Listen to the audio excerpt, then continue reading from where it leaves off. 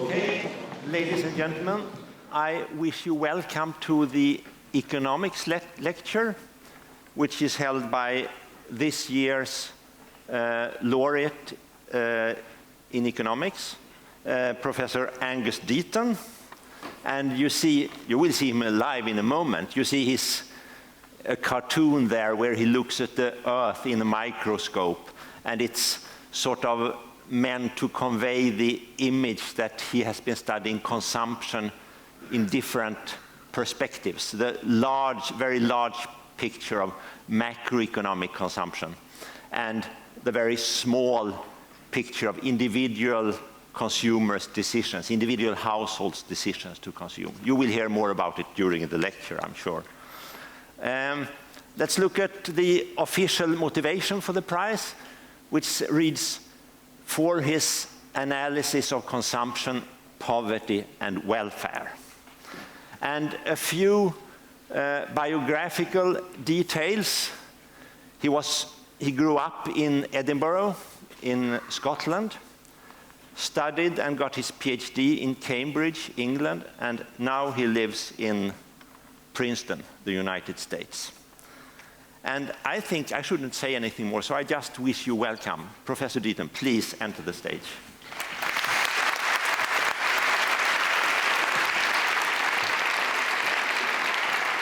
Thanks so much. Thank you.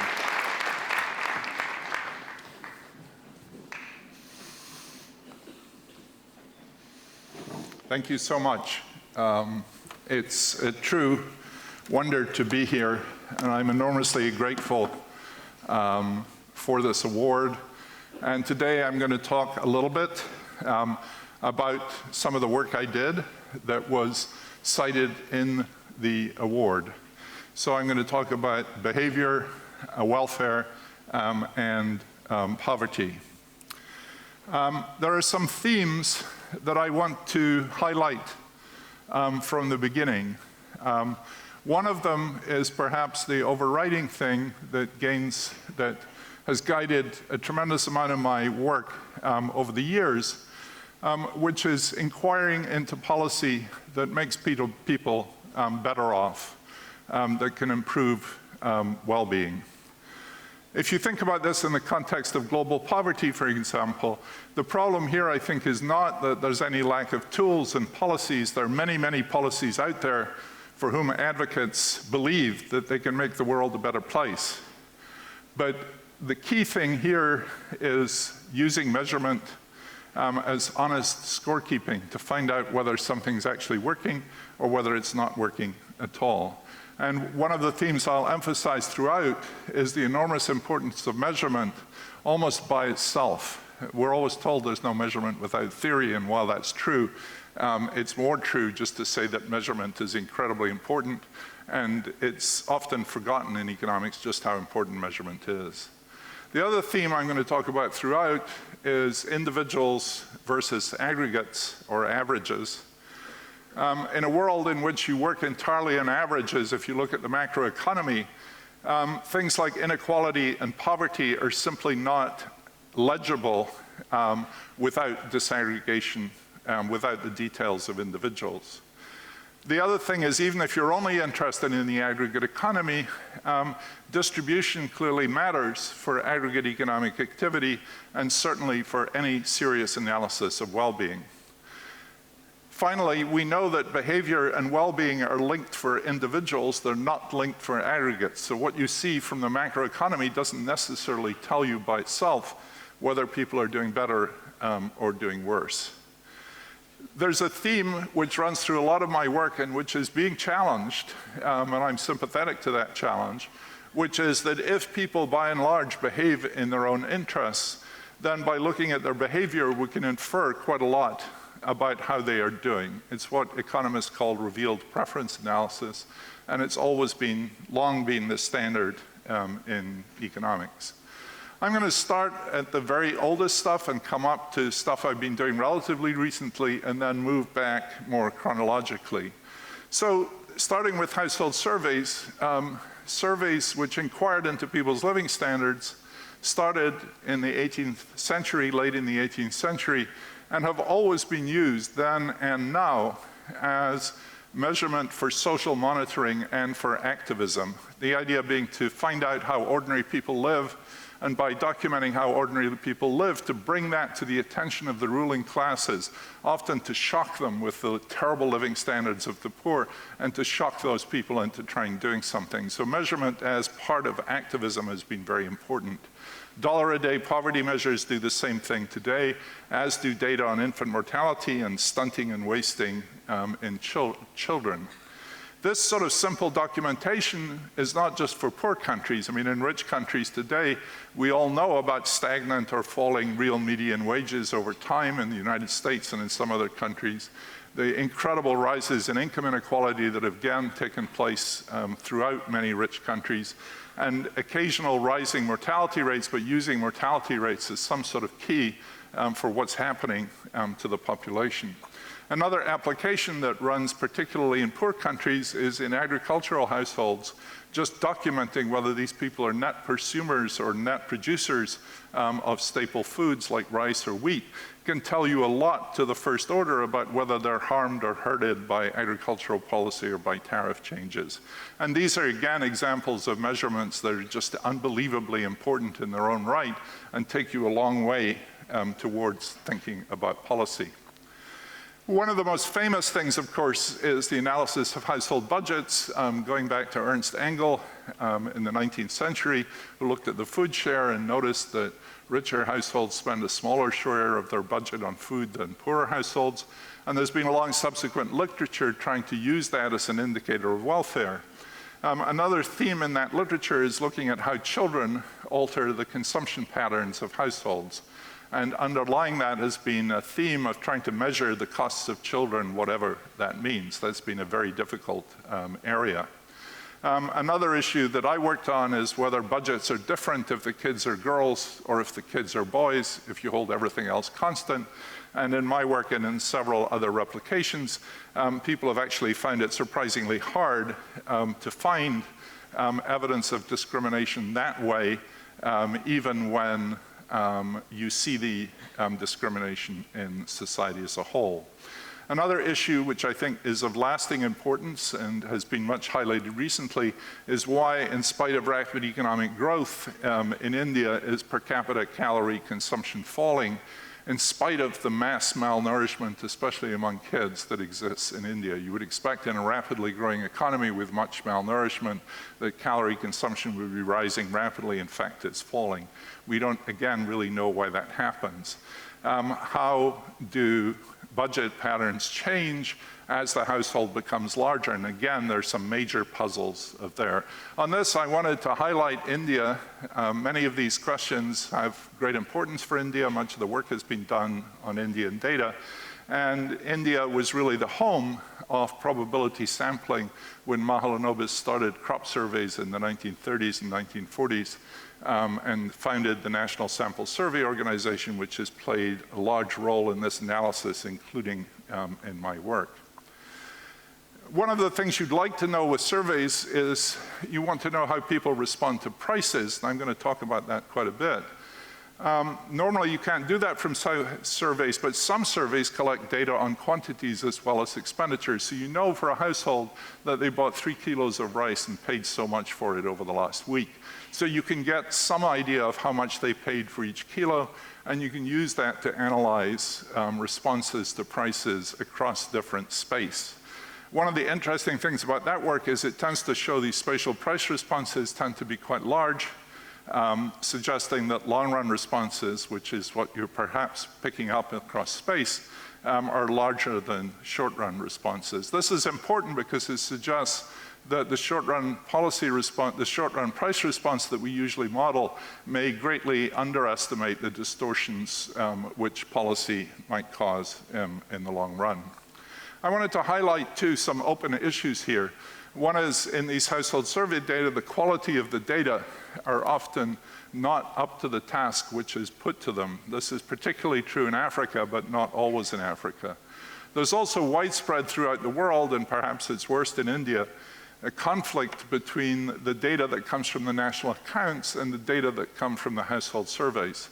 And so in India, the growth that everyone is so very proud of in GDP per capita really does not show up to anything like the same extent in the household surveys. This really means that you cannot have a coherent discussion about well-being, inequality, and poverty in India, because the two sources of data for which you'd be able to connect up growth with poverty and inequality are mutually inconsistent, and you really can't see anything sensible. And then what happens is each political side picks its own database, and they go to a completely fruitless war talking against each other, and the data never get improved. India is perhaps the worst case here, but these problems exist really widely throughout the world. I wanted to say a few words about international comparisons, because if you're going to compute global poverty or look at the state of the world's poor, you've got to have some method of making comparable measurements across different countries with different currencies and different consumption patterns. One of the greatest intellectual achievements in measurement over the last 50 years is the International Comparison Program, which was begun at Penn by Kravis, Summers, and Heston. Alan Heston is sitting in the front row here, in 1968. It's an enormous achievement which sadly has never been recognized here in the way that it should have been. The ICP is still very active both in measurement and conceptual advances. And indeed, there remain very large challenges. And I also find it a little sad that relatively few economists work on this in spite of the enormous intellectual challenges that there are there to do it. So let me move on to some of the earlier work I did on analyzing consumption patterns. In the 1960s and 70s, demand analysis, as it's called, the study of consumption patterns, was concerned with using aggregate data to fit the quantities consumed to prices, to data on prices and income.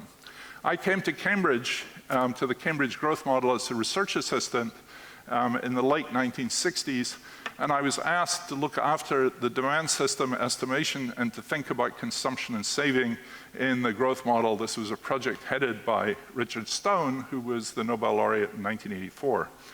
That was the impetus for much that I did subsequently.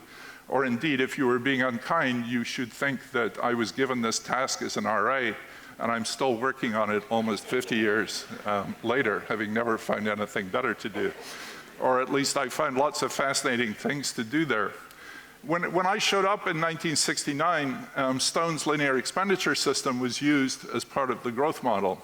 It's a very simple case of additive preferences, which without going into that in detail, what it does is it gives you a very tight link between the way demands respond to income and the way that demands respond to prices.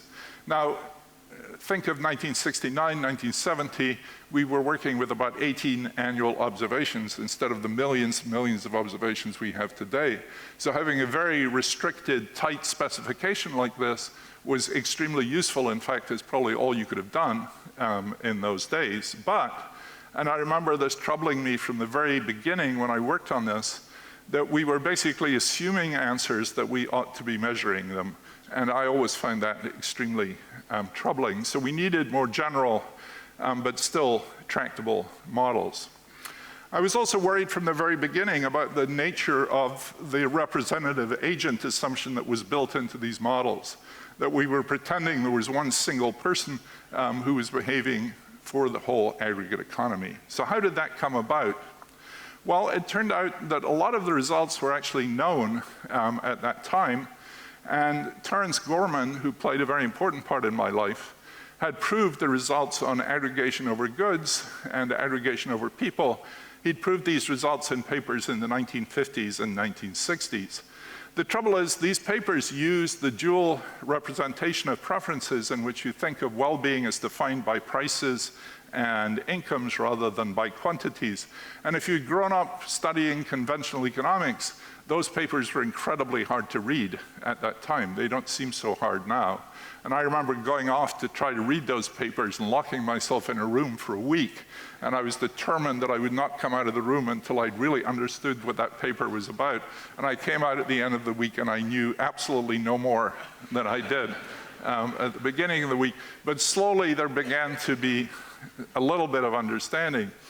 Dan McFadden at the same time had realized these results were known to theorists, but there were relatively few people, of which Gorman and McFadden were the most notable, who had understood that this dual representation was really the way to derive theoretically consistent demands that were analytically convenient for actually adapting and studying the data. So that was the major breakthrough that those two guys understood, and not too many other people at the time did.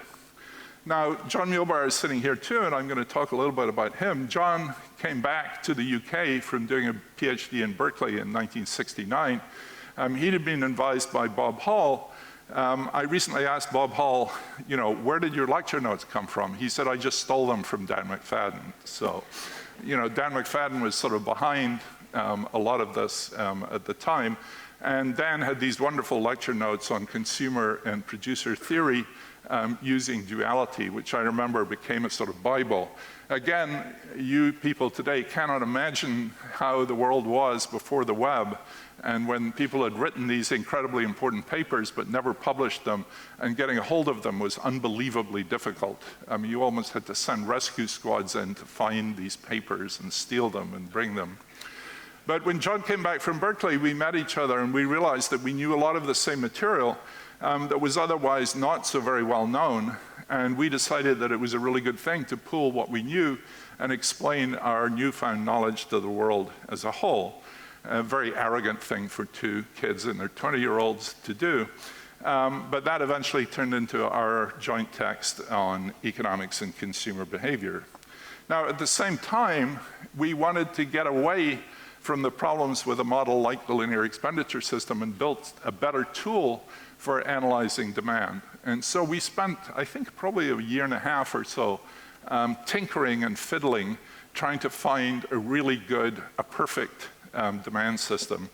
Much of this was based on John Muehlbauer's earlier work on aggregation on a functional form. Another important thread on this was Erwin Diewert's work on flexible functional forms, which broke this very tight restriction and allowed you to fit something that was about as general as could possibly be handled. So we tinkered with these dual representations to get a convenient, easy to estimate demand system.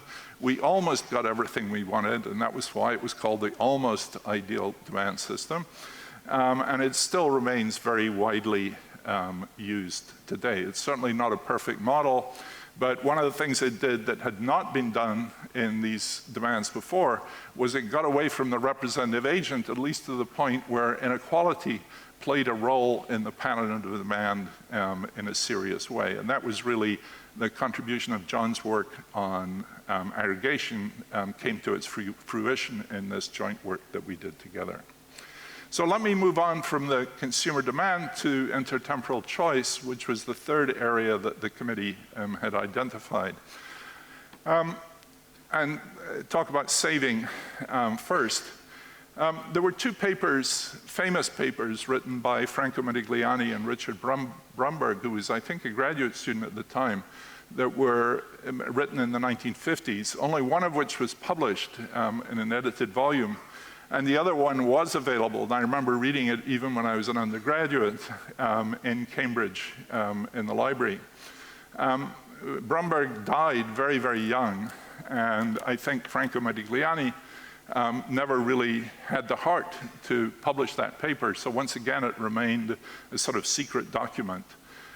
When I read those two papers, to me it was a revelation of how I wanted to do economics and really shaped a lot of what I've tried to do ever since. These models have this very clear, very simple theoretical structure in which the life cycle is modeled. They give you a way of thinking about an issue of enormous importance for understanding the well-being of people and for understanding public policy. Almost anything to do with savings and pensions, for instance, you have to think about it in some form like this. The other thing that impressed me enormously about those papers was when they were written, a lot of people had worked on savings and consumption, and there was a mess of results, mutually contradictory results from cross-section time series, cross countries, all sorts of stuff, and no one understood how it hung together or any coherent sense. And those papers systematically said, here is the story which can actually reconcile a huge amount of this evidence. So it gave you a lens in which suddenly everything came into focus and you could figure out what was actually going on. The other thing that appealed to me then and appeals to me now, and I love to tell non-economists about this when they say, what has economics ever done that's not obvious? In the life cycle hypothesis, each person doesn't do any savings over their life cycle, the simplest version at least, because they accumulate wealth when they're young and they spend it when they're old, and so their net savings over their life cycle is nothing. And you might say, well, how can that explain an economy in which there's net savings? And what Modigliani realized was that in a growing economy, the young people were savings on a larger scale than the elderly were dissaving. And therefore, when you aggregate it up to the economy as a whole, you get a completely different result from the individual behavior in which rate of growth effects produce the savings rates. I mean, this is really wonderful. This is the opposite of a representative agent. And it's not just thinking about aggregation as being a nuisance to be gotten rid of. It's actually a positive force for coming out and understanding the world. And this to me was an enormous revelation. One of the sadder things about my later life is the work that Chris Paxson and I did, in which we pretty much convinced ourselves, to my great distress, that this story is not right, and that the evidence can be hard, even to really very beautiful pieces of theory. There were also a number of major innovations in the 1970s. And I've been trying in the last few weeks to trace this back, which was a simultaneous theory of life cycle labor supply and commodity demands. And it's clear that Jim Heckman's Princeton PhD thesis in 1971 was a very important part of this. There was then important work by Becker, Gilbert Guez, by Heckman, and then later a very famous paper by Tom McCurdy. This is a world in which it's realized that intertemporally additive preferences can give you demand systems within each period of the form that we'd always used, except instead of income, these were linked together by the marginal utility of money, which enforced the life cycle wealth constraint. The thing that was also beautiful about that formulation was that it allowed you to incorporate uncertainty, which is something that many of us were still struggling with empirically at that time. And the marginal utility of wealth evolves as a martingale difference if this model is sort of working in the right way. When we first started working on that, I developed a method of tracking birth cohorts through successive independent household surveys. You would really like to have panel data, which is what McCurdy had used. But that's very hard to do, and I developed this tool that in some ways was not just an inferior substitute, but gave a different way of using data that were much, much more widely available and had certain advantages to track what was happening over time. I'll come back to that. In the paper with Martin Browning and Margaret Irish, we were somewhat skeptical that the model actually explained anything very much. And wages, for instance, are hump-shaped over the life cycle. They rise in middle age. According to the simple version of the theory, consumption should be much flatter, but it isn't. It's hump-shaped too. We also found that the business cycle and life cycle frequencies of consumption and savings really could not be easily reconciled. Now, there's been enormous later work following this up using the same sort of cohort methods, and that later work has been much more positive than we were, though I'm not totally convinced, if only because it's come at a great cost in terms of simplicity. It may, of course, also be true, as we first thought, that these simple life cycle models are not true, and that people may not be able to easily borrow and spend as is assumed in those models. So that after doing that, I moved on to thinking about what became known as buffer stock savings. This is a world in which people can't borrow to fund their consumption, and so they can only accumulate their own assets and spend it. This again seemed particularly relevant in developing countries where there were very poor credit markets and possibly very high interest rates. Now, Guy Laroque, who's also here, and I had started working around the same time on the mathematically identical model of commodity prices, which had been developed by Gustafson at the University of Chicago in their 30s. And with a lot of help from Guy, I worked on this within the consumption context. And this is one of the very few pieces of work in my life where I've taken what is nowadays called a dynamic structural approach to the data. And I learned an enormous amount from that, which is why I've always been fairly sympathetic to this approach. One of the things that these models produce is that people do not live hand to mouth. They don't simply spend their income in every period.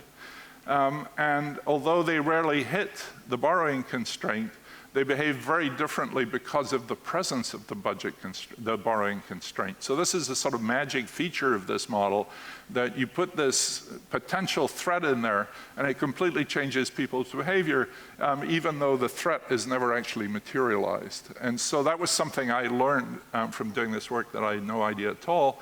And people do save and dissave to smooth and protect themselves against the lean years and the fluctuations in their incomes.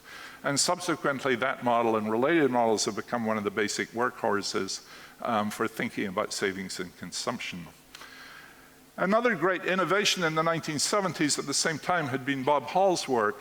And actually, I remember John Ober bringing me that paper when we were in Bristol together and saying, you've got to read this paper. And Bob had reworked Friedman's permanent income theory using rational expectations ideas, which were very new and current at the time. And this is what is sometimes called the random walk theory of consumption, and it opened up an enormous subsequent torrent of research. One of the things that was very useful to me was that within that framework, in very simple cases, it was possible to derive explicit formulas which told you what the change in consumption should be when there were innovations in the stochastic process driving earnings. So if you could model the stochastic process driving earnings, you got very precise statements about what should be happening to consumption, a wonderful thing for an empiricist to have and to look at.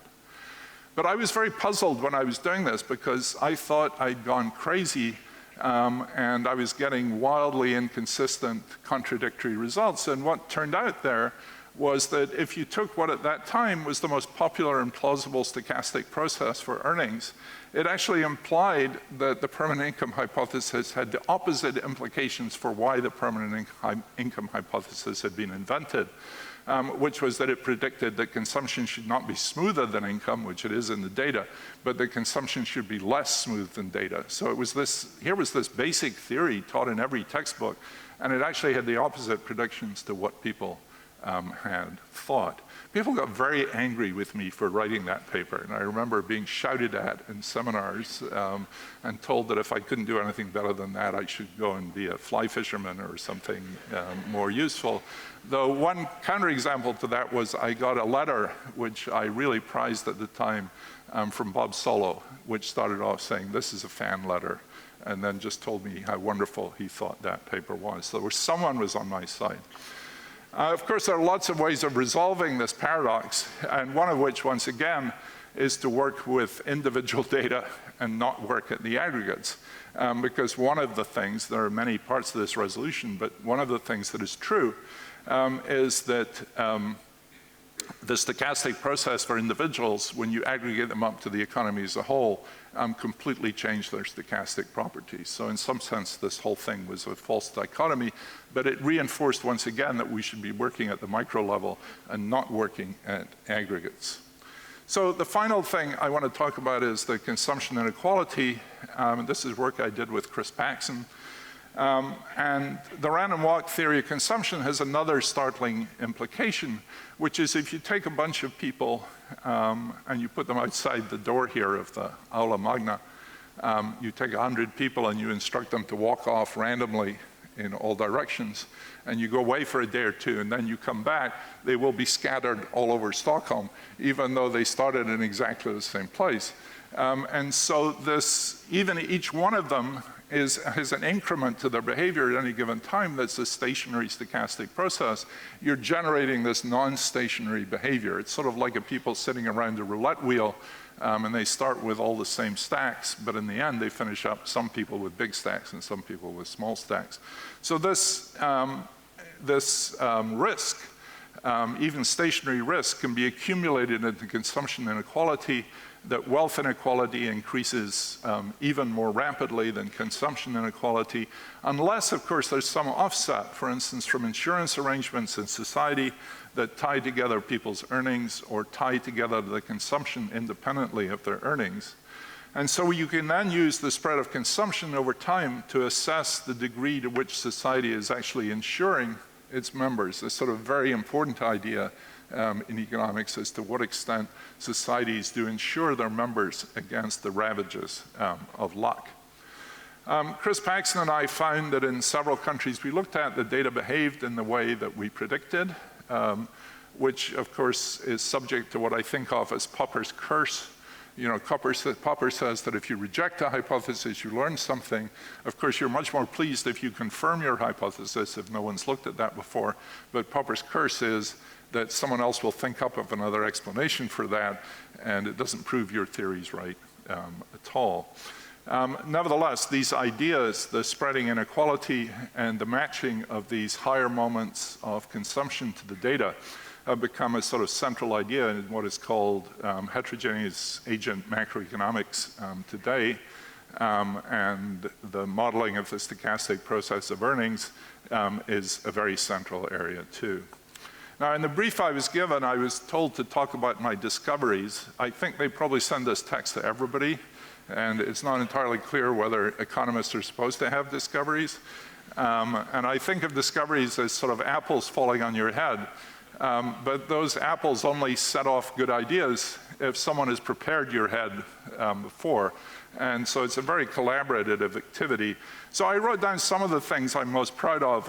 One is something I haven't talked about, which is early in my career, when Ted Heath was Prime Minister of Britain and the government lost control of inflation. And I was a young father, and I would go to the store, and I thought all individual relative prices were going up because there was all this unanticipated inflation. So I predicted that this unanticipated inflation would actually increase savings without people wanting to increase savings. And I thought that was a ridiculous prediction, and so did everyone in the common room at Cambridge, and I was widely laughed at until it became true in the data. Of course, then Popper's curse strike again, and there are lots of other stories for why that might be happening. But for me, that was the first time in my life that I came up with a prediction that seemed ridiculous and turned out to be borne out in the data. I've talked a little bit already about the creating panel data from a time series of cross-section, which is more a tool than a discovery. But it's helped investigate a wide range of substantive questions, and it's now a standard technique, more by macro than micro people.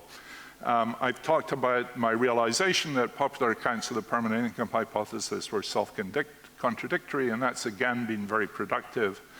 And I realized, and I think this is probably the thing that I'm most proud of to this day, is the work that Chris Paxton and I did, realizing that these various filtering behaviors or responsive behaviors so that you can have a driving stochastic process in which there's completely uncorrelated risk, which nevertheless can drive in rising inequality. I mean, something that I think is very relevant for what we're going to do today. So I'm almost out of time, and I just wanted to end by showing you some pictures of some of the people I've collaborated with over the years. There's John Muhlbauer, who's sitting down there, Guy Laroque, Chris Paxton will be here tomorrow, Martin Browning. This is John Campbell. This is my friend Jean Drez, who I work with in India. Here's Alan Heston and Bettina Atten, who are sitting in the front row here. And most recently, I've been working on well-being with Danny Kahneman and Arthur Stone, and trying to bridge the sometimes unbridgeable gaps between economists and psychologists. And then these are people that I never wrote papers with, but whose work had a really definitive effect on the shape of my own work.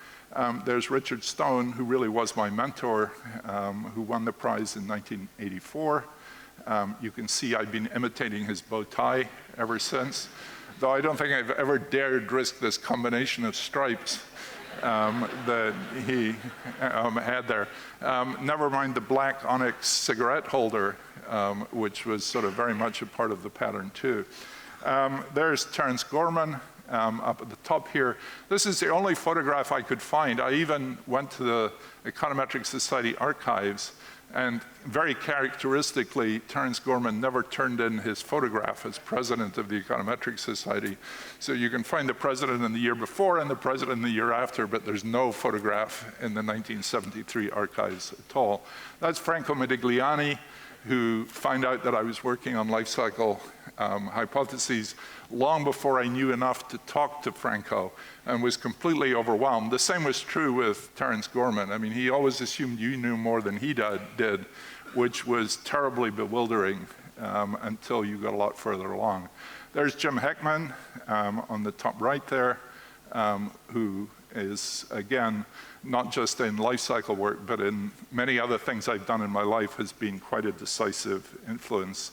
That's Amartya's son, who I haven't really talked about, but he has been responsible for what I think of as a lifetime commitment to thinking ethically about the implications of my work and trying to bring some sort of ethical dimension to economics. There's Dan McFadden, who with Terence was one of the early people who brought duality to demand, and there's Bob Hall on the bottom right, who did this splendid work on consumption functions and changed everything around 1978. So with thanks to them and thanks to you all for listening, thank you very much indeed.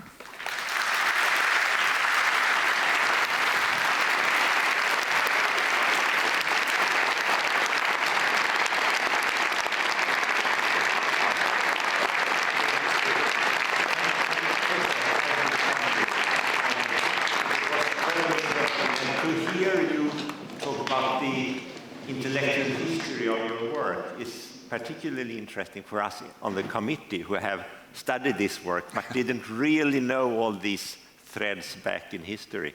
There was the one detail that maybe you didn't know, maybe you left it out for the sake of brevity, and that which we discovered when we were preparing the report on you, and that was that one of the fundamental papers by John Muehlbauer on aggregation was actually first published as a working paper in economics here at Stockholm University in 1976. I didn't know that. That's our claim to fame in this prize.